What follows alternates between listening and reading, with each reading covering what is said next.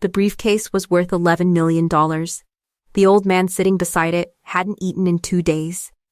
Bartholomew Kessing didn't know that. All he knew was that his briefcase, the one holding the Halvorsen contract, the one his career depended on, was gone from the bench where he'd left it for 30 seconds. 30 seconds to take a phone call.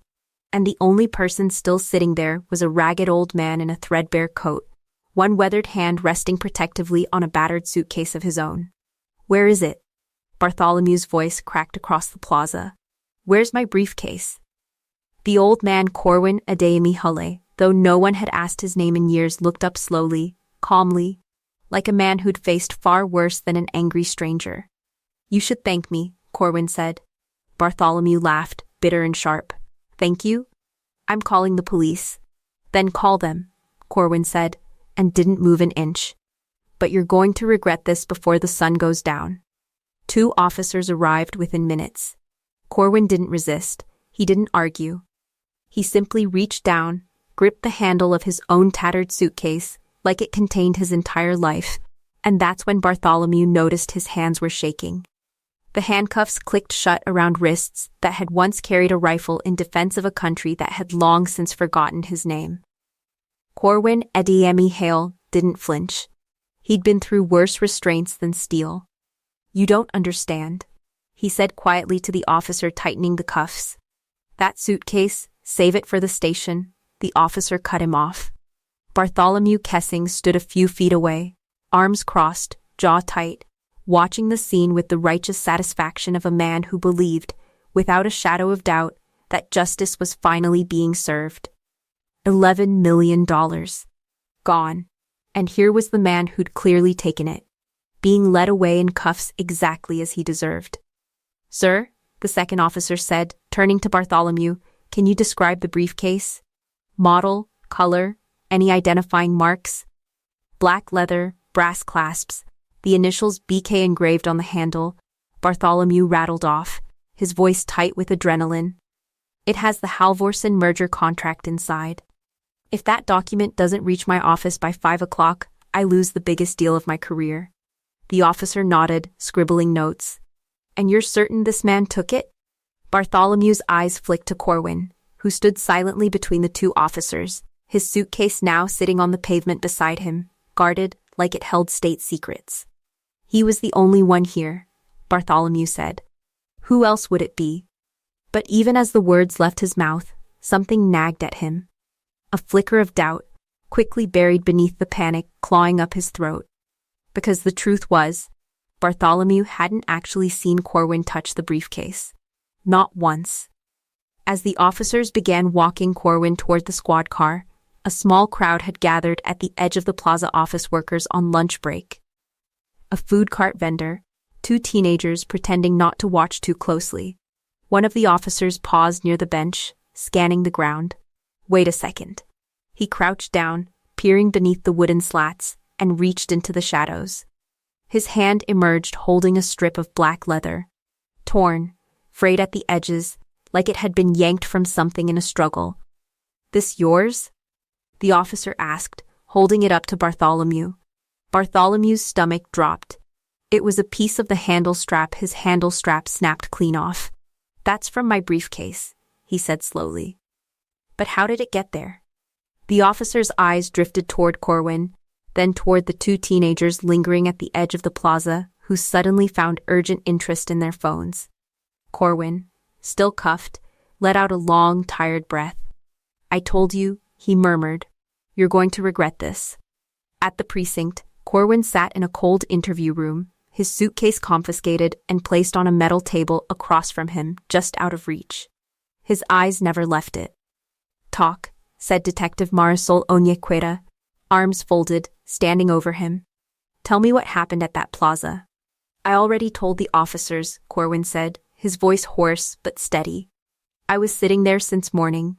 Same spot I always sit." That man set his briefcase down and walked off to take a call. Didn't even look back. And then? Corwin's jaw tightened. 3 kids came out from behind the hedges, watching him the whole time he was on the phone. The second his back was turned, one of them made a move for the case. "So you stopped them?" I grabbed the strap before the kid could run. He yanked back. Strap tore. Corwin held up his palm, an angry red rope burn stretched across it, raw and fresh. Kid dropped it and ran.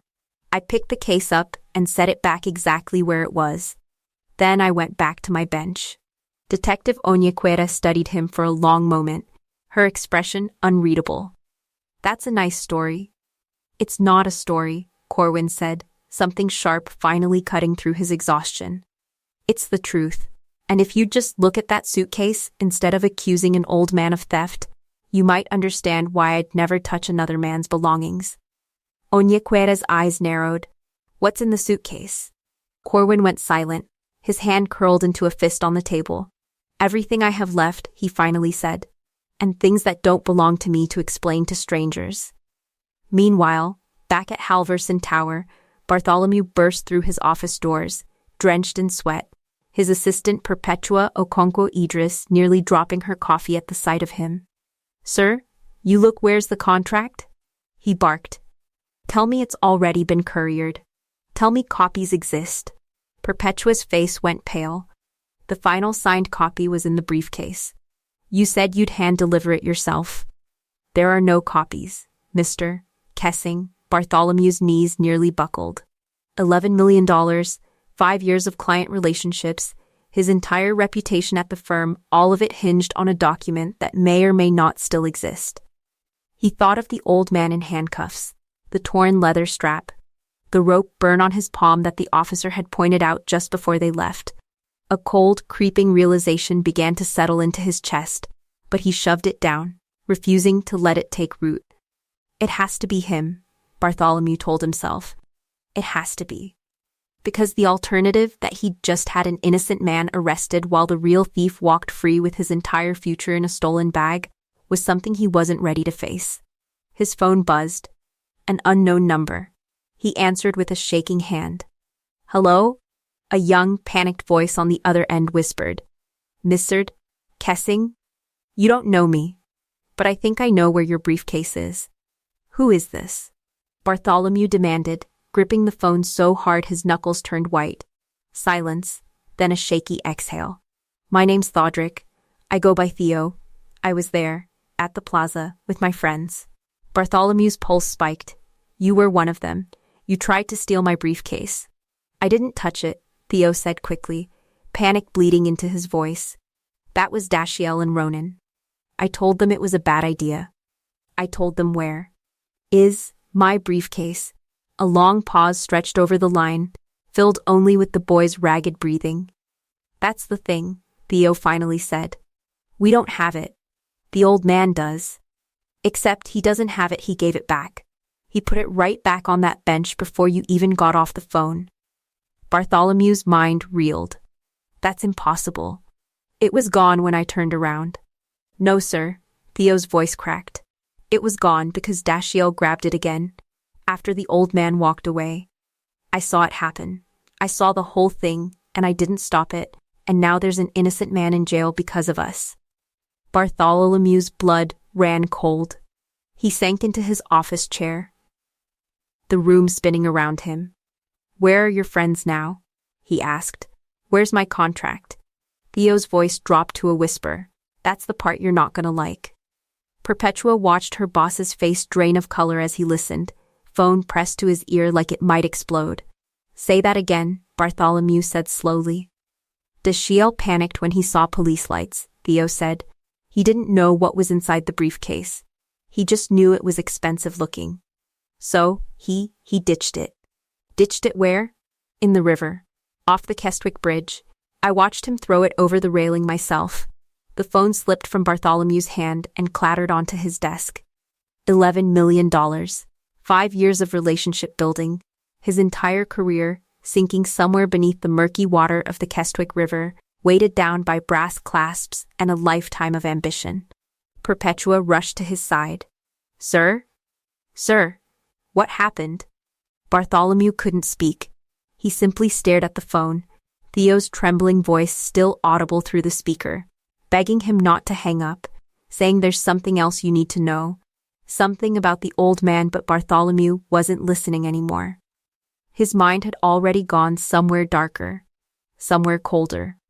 I destroyed an innocent man's life. For nothing. It's already gone. Back at the precinct, Detective Onyekwere stared at the tattered suitcase sitting on the table between herself and Corwin, her fingers hovering over the latch. I need to open this, she said. It's procedure. Corwin's entire body went rigid. Please, he said. And for the first time, his composure cracked not from fear, but from something deeper. Something that looked almost like grief. Please don't. Sir, if there's nothing incriminating in there, you have nothing to worry about. It's not about incriminating, Corwin said, his voice breaking. It's about dignity. That's all I have left in this world, detective. Whatever's in that suitcase is mine. Not evidence. Not a headline. Mine. Onyekwere studied him for a long moment. 30 years on the force had taught her to read desperation, and this wasn't the desperation of a guilty man. This was something else entirely, the desperation of a man protecting a memory. Her hand paused on the latch. 5 minutes, she finally said. I open it, I look, and if there's nothing tying you to that stolen briefcase, it goes right back to you. Untouched, Corwin closed his eyes, his jaw trembling. Just be careful with them. With what? But he didn't answer. He only watched, helpless, as her fingers unclasped the latch. The suitcase creaked open, and Detective Onyekwere's expectations of stolen goods, of contraband, of something that would justify the old man's fierce protectiveness evaporated instantly. Inside were folded clothes, worn thin from years of washing. A photograph, edges soft from handling, of a young soldier standing beside another young soldier, arms slung over each other's shoulders, both grinning like the war hadn't touched them yet. A dog tag, tarnished with age, and a stack of yellowed envelopes tied together with twine, each one addressed in careful handwriting. Onyekwere lifted the top envelope, and her breath caught. Across the front, in faded ink, to Corwin Adeyemi Hale. From your brother in arms. She looked up at Corwin, who had turned his face away, unable to watch her hold what clearly mattered more to him than his own freedom. Sir, she said slowly, what is this? Corwin's voice, when it came, was barely above a whisper. The only proof I have left that I mattered to somebody. That I wasn't always, this. Onyekwere carefully opened the letter, scanning the elegant, looping signature at the bottom. Her eyes went wide. She flipped to the next envelope. Then the next. Then the next, each one signed the exact same way.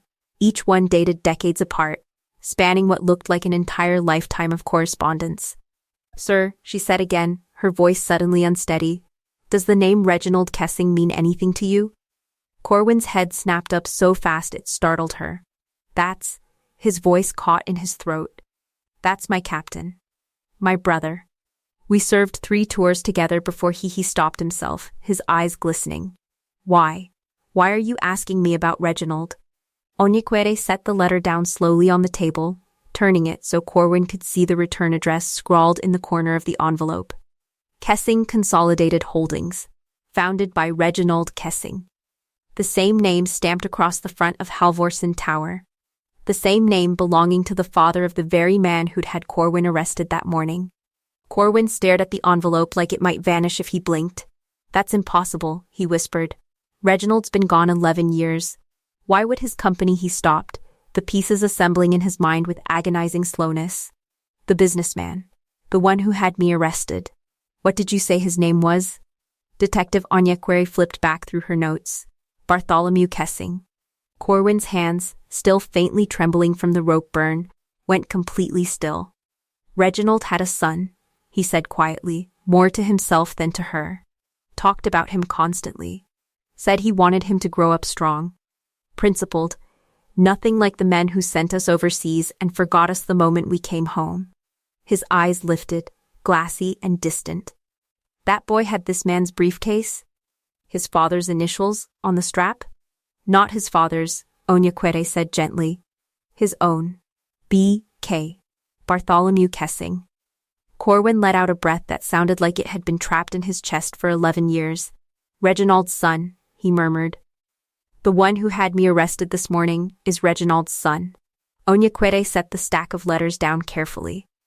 Her earlier suspicion completely dissolved into something far heavier: shame, mixed with disbelief. "Sir, I think we need to make a phone call." Back at Halverson Tower, Bartholomew sat frozen at his desk, Theo's confession still ringing in his ears, the weight of his own mistake pressing down on his chest like wet concrete. Perpetua hovered nearby, unsure whether to speak or simply let him process the collapse of everything he'd built. His desk phone rang. He didn't move. It rang again. "Sir," Perpetua said carefully, "it might be about the case." Bartholomew finally reached for it, his voice hollow. "Kessing, Mr. Kessing. This is Detective Onyekwe. We need you to come down to the precinct immediately." "Did you find my briefcase?" he asked, though he already knew the answer, already felt it sinking somewhere in the Kestwick River alongside his career. "No," she said. "But we found something else. Something about the man you had arrested. I think you need to hear this in person." Bartholomew's jaw clenched. "Detective, with respect, I have a company on the verge of collapse. I don't have time for his name is Corwin Adeyemi Hele." Onyekwere cut in, her voice sharp enough to stop him cold. "Does that name mean anything to you?" Bartholomew's mind went blank. "No, why would it?" "Because he served 3 tours with a man named Reginald Kessing," she said. "Your father, Mr. Kessing. And he's been carrying your father's letters in a suitcase for the past 11 years like they're the only thing keeping him alive." The phone nearly slipped from Bartholomew's hand a second time that day. The drive to the precinct passed in a blur. Bartholomew couldn't recall afterward: red lights, honking horns, his own heartbeat thundering louder than the radio he'd forgotten to turn off. My father's letters. My father's brother in arms. The man I had arrested this morning. He thought of Corwin's weathered hands, the rope burn Onyekwere had mentioned on the phone, the calm, tired dignity in the old man's eyes even as the cuffs clicked shut around his wrists. He thought of the words Corwin had spoken in the plaza, words Bartholomew had dismissed as the ramblings of a desperate man. "You should thank me. You're going to regret this before the sun goes down." Bartholomew's stomach twisted violently. What if the old man hadn't been threatening him? What if he'd been warning him? He burst through the precinct doors, breathless, and found Detective Onyekwere waiting in the hallway, her expression unreadable, the tattered suitcase resting on a chair beside her. "Where is he?" Bartholomew demanded. "In there," she said, nodding toward the interview room. "But before you go in, you need to see something." She held out the top envelope, the one addressed in his father's unmistakable handwriting. Bartholomew's hands shook as he took it. Inside the letter, his father's voice came alive in ink faded by decades. "Corwin, if you're reading this, it means I made it home and you didn't get the chance to laugh at me about it in person. You saved my life twice over there, and I intend to spend the rest of mine making sure you never forget you mattered. Whatever happens to me, whatever happens to my company, my family, if you ever need anything, you go to them. You tell them who you are. They'll know what to do." Bartholomew's throat closed. He'd never once heard his father speak of a man named Corwin. Not at family dinners, not in his final years, not even in the eulogy Bartholomew himself had written and delivered with dry eyes and a practiced voice. And yet here was proof undeniable, aching proof that his father had made a promise. A promise Bartholomew had shattered within 30 seconds of meeting the very man it was meant to protect. "He never told us," Bartholomew whispered. "He never told us you existed." Onyekwere watched him carefully. Maybe he was waiting for the right moment. Maybe he thought there'd be more time. Bartholomew's eyes lifted toward the interview room door, where the old man he'd condemned that morning now sat waiting, not for an apology, not for vindication, but simply because it was the only kind of moment his life had ever offered him. "I need to see him," Bartholomew said, his voice cracking. Now, but as he reached for the door handle, Onyekwere's hand caught his arm. "There's one more thing you should know before you go in there," she said quietly. "About what actually happened at that plaza.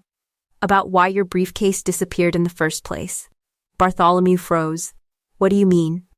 "I mean," she said, "the man you had arrested wasn't stealing your briefcase, Mr. Kessing. He was protecting it. Bartholomew stood frozen in the hallway, Onyekwera's words hanging in the air like a verdict.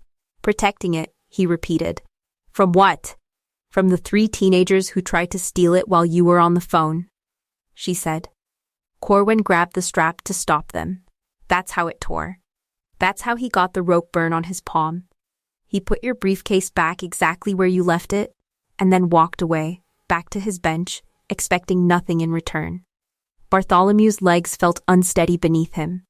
And then the same kids came back the second he wasn't watching closely enough, and finished what they started. One of them panicked when he saw the squad car and threw it off the Kestwick Bridge. She paused. The man defending your future is the same man you had thrown in handcuffs for it. Bartholomew closed his eyes. Somewhere beneath the shame clawing up his throat, a single, unbearable truth settled into place. The alternative is worse than losing the contract. He pushed open the interview room door. Corwin looked up slowly, his weathered face unreadable, the torn strap of leather still sitting on the table between them like evidence of a crime that had never happened. Mr. Kessing, Corwin said quietly. I wondered when you'd come. Bartholomew stood in the doorway, unable to move, unable to speak. The man in front of him, handcuffs finally removed. Wrists raw and red, looked nothing like a criminal. He looked like a soldier who'd spent his whole life waiting for someone to remember his name. You knew, Bartholomew finally managed. This whole time. You knew who I was. I recognized your face the moment you turned around at that bench, Corwin said. You have his eyes. Same stubborn set to the jaw when you're angry. A faint, tired smile crossed his lips. Your father used to get that same look right before he did something reckless and brave. Why didn't you say something? Bartholomew's voice cracked. Why didn't you just tell me? Would you have believed me? Corwin asked, not unkindly. An old homeless man claiming to know your father, moments after you accused him of theft? You'd already made up your mind about who I was before I opened my mouth. The words landed like a blow, because they were true. Bartholomew had looked at a stranger sitting quietly on a bench and seen exactly what he'd expected to see: poverty as proof of guilt. Silence as confirmation of theft. I'm sorry, Bartholomew whispered. I am so sorry. Corwin studied him for a long moment, something softening behind his tired eyes. Your father used to apologize the same way. Like the words physically hurt him to say. Like admitting fault was a wound he had to survive. Tell me about him, Bartholomew said suddenly, pulling out the chair across from Corwin and sitting down, the weight of the day finally crushing whatever composure he had left. Please, I need to know. Corwin's eyes drifted somewhere far away, decades away, to a place Bartholomew had only ever heard about in vague, reverent whispers at family gatherings. Reginald pulled me out of a collapsed building under mortar fire, Corwin said. Could have left me. Should have, probably, given the odds. But he didn't. Carried me 2 miles on a busted ankle, talking the whole way about the son he had waiting for him back home. Said your name so many times I felt like I already knew you before I ever laid eyes on your face. Bartholomew's hands trembled on the table. He never mentioned you. Not once. Not in 28 years. We lost touch after the letters stopped, Corwin said. Life has a way of scattering people. I ended up on the streets after some hard years, injuries that never quite healed, jobs that dried up, family that drifted away. Your father kept writing for a while. Then the letters slowed. Then they stopped. His voice grew heavier. I never blamed him. He had a company to run, a family to raise. I understood. You shouldn't have had to understand, Bartholomew said, shame burning hot in his chest. He should have found you. I should have known you existed. Corwin's eyes glistened, but his voice remained steady. He did try, near the end. Sent someone looking for me. But I'd already lost the apartment by then. Moved around too much to be found. He paused. I kept his letters anyway. They were the only proof I ever mattered to anybody. Bartholomew's gaze fell to the stack of envelopes still resting on the table, his father's careful handwriting staring back at him like a message finally delivered decades late. The suitcase, he said slowly. That's why you wouldn't let them open it. That's why you fought so hard to protect it. It's the only thing I own that no one can take from me, Corwin said. Everything else, my home, my health, my family, all of it's gone. But those letters? They're mine. They're proof that once, a long time ago, I mattered to someone important. That I wasn't just invisible. The word hit Bartholomew like a physical blow, because that's exactly how he'd treated Corwin that morning. Invisible, disposable, a convenient villain to blame for his own carelessness. I have to make this right, Bartholomew said, standing abruptly. The company. My father's legacy. You deserve so much more than an apology, Mr. Adeyemi Hale. Corwin held up a weathered hand. I don't want your guilt, son. I don't want your money out of pity. Then what do you want? Bartholomew asked, desperate. Corwin's eyes softened, decades of loneliness suddenly visible beneath the surface. I just wanted somebody to remember my name. Detective Onyekwere knocked softly and stepped inside, her expression grave. Mr. Kessing, there's something else you need to know. About the contract. About the briefcase. Bartholomew turned, bracing himself for the final blow, the confirmation that his career, his father's company, everything he'd built was truly gone, sunk beneath the Keswick River, alongside $11 million and a lifetime of ambition. The teenager who called you Thodrick, he came down to the station voluntarily, Onyekwere said. Brought his friend Dashiell with him. Guilt got the better of both of them. And? Bartholomew braced himself. And your briefcase never actually went into the river, she said. Dashiell panicked and threw it. Yes, but it caught on the safety netting beneath the bridge before it ever hit the water. It's been sitting there since this morning, completely intact. Bartholomew's knees nearly buckled with relief until he caught the look on Corwin's face. Not relief, not vindication, just quiet, unwavering dignity, the same expression he'd worn since the moment the handcuffs closed around his wrists. Your contract is safe, Corwin said softly. I told you that you'd regret this before the sun went down. I never said it would be because you lost the money. The briefcase was retrieved from beneath the Keswick Bridge within the hour. Still damp at the corners but fully intact. The Halvorson contract untouched inside its leather casing.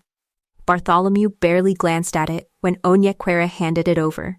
$11 million, once the center of his entire universe, suddenly felt small compared to the man sitting quietly in the interview room.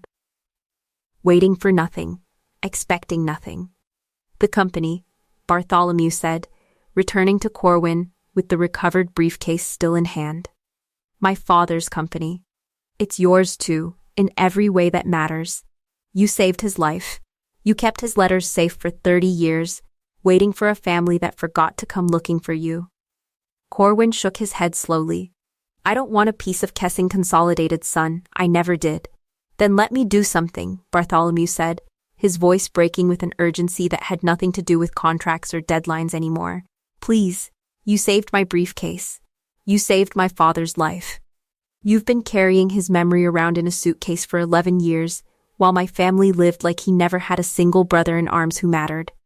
Let me fix this. Corwin studied him for a long, quiet moment, the same searching look, Bartholomew imagined, that his father must have given strangers on a battlefield decades ago, deciding in an instant who was worth saving. There's a house, Corwin finally said. Small, modest, nothing fancy. I used to imagine it when I was sleeping on benches in the winter. A place with a porch, a door that locks. Somewhere I could put those letters on a shelf instead of hiding them in a suitcase like contraband. Bartholomew's eyes filled. Consider it done. Word of what happened at the plaza spread through the office before Bartholomew even returned to Halvorson Tower. Perpetua had told 2 colleagues. Those 2 colleagues told 4 more. By the time Bartholomew walked through the front doors, briefcase in hand, the entire office had gone quiet, watching him with a mixture of curiosity and unease. He didn't go to his desk. He didn't check on the Halvorson merger, didn't call the client to confirm the contract had survived its journey beneath a bridge. Instead, he stood in the center of the office and addressed the room directly. This morning, he said, his voice unsteady but resolute, I accused an innocent man of theft. I had him arrested in front of a crowd of strangers, Because it was easier to believe the worst about someone than to consider I might have made a mistake. He paused, swallowing hard. That man served 3 tours beside my father. He saved my father's life twice. And when 3 teenagers tried to steal my briefcase this morning, he was the only person who stepped in to stop them. A murmur rippled through the office. I judged him by his suitcase, Bartholomew continued, instead of asking what was inside it. And what was inside it was more valuable than every contract I've ever signed in my life. He looked around the room, meeting the eyes of employees who had spent years watching him chase deals, close mergers, build an empire brick by brick on ambition alone. From now on, he said, Kessing Consolidated is going to do better. We're launching a foundation in my father's name, one that helps veterans who've fallen through the cracks the same way Corwin Adeyemi Hale did. Housing, healthcare, dignity, starting today. 3 weeks later, Corwin stood on the porch of a small house on Elderfield Lane. Sunlight warming his face for the first time in longer than he could remember, without the fear of where he'd sleep that night. Inside, on a modest wooden shelf beside the window, sat the tattered suitcase, no longer hidden, no longer guarded like contraband, but displayed like the treasure it had always been. Bartholomew visited often. Not out of guilt, though the guilt never fully left him, but because somewhere in the wreckage of that terrible morning, he'd found something he hadn't known he was missing: a living piece of his father, sitting across the table, telling stories no photograph or eulogy could ever capture. He would have been proud of you, Corwin told him one evening. The two of them sharing coffee on the porch as the sun dipped low. Not for the company, not for the money, for finally seeing people the way he saw them. Bartholomew looked down at his hands, remembering the rope burn he'd seen on Corwin's palm the day everything changed. I almost destroyed the one person who was protecting everything I cared about. But you didn't, Corwin said. You made it right. That's what your father would have wanted. Not perfection, just the courage to fix what you broke. Behind them, through the window, the suitcase sat quietly on its shelf, no longer a burden to carry, no longer proof he had to defend, but simply what it always should have been. A reminder that somebody, somewhere, had remembered his name. If this story moved you, share it with someone who needs the reminder. The person you're quick to judge might be the very one protecting you. Like, follow, and share to spread a little more compassion into the world, because everyone deserves to be seen for who they truly are.